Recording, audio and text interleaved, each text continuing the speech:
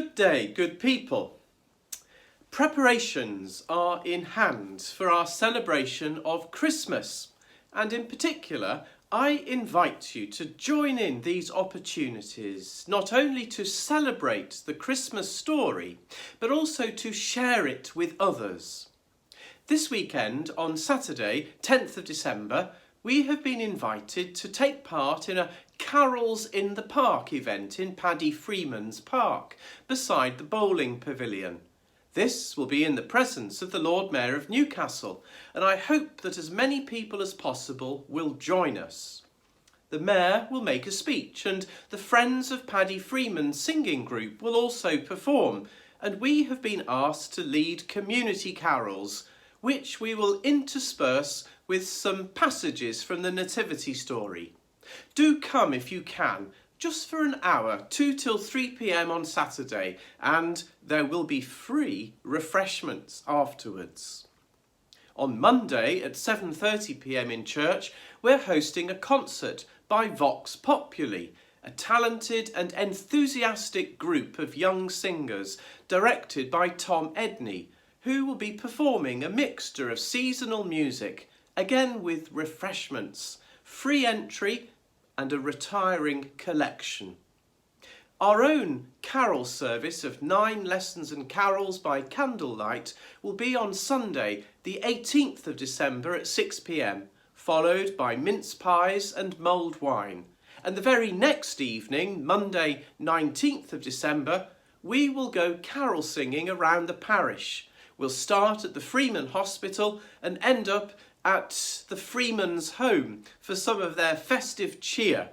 Meet at the hall at 6:30 for that event. Christmas carols have an enduring appeal, partly because of their familiarity, but I also profoundly believe it is because of the story that they tell, the birth of an infant king who will destroy death. People need to hear this story, and many who do yearn to know that it is true. One of my favourite carols, among many favourites I should add, is called the Herefordshire Carol.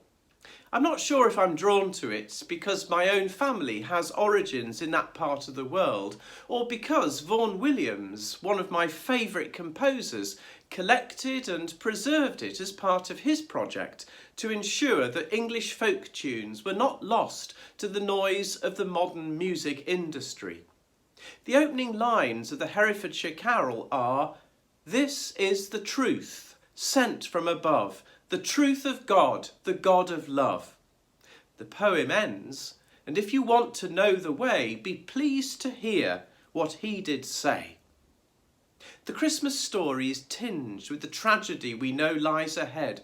The passion of Christ is foreshadowed in the frailty of the crib, the vulnerability of the Holy Family, and the murderous intent of Herod. And in the midst of the passion in John's Gospel, Pilate the governor asks Jesus, "What is truth?" We live in an age of relative truths, of my truth and your truth, and social media and digital communication seem to encourage this binary way of thinking, and that lulls us into thinking that truth is only ever relative, and enough people think something, then it is true.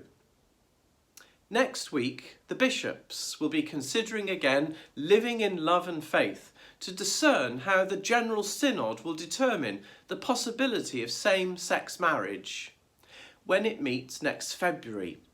And this is an example of an issue where people hold what appear to be mutually exclusive versions of the truth. The General Synod members for Newcastle are hosting a vigil of prayer for this process next Tuesday, 13th of December, 6 to 7:30, outside the cathedral. Come if you can.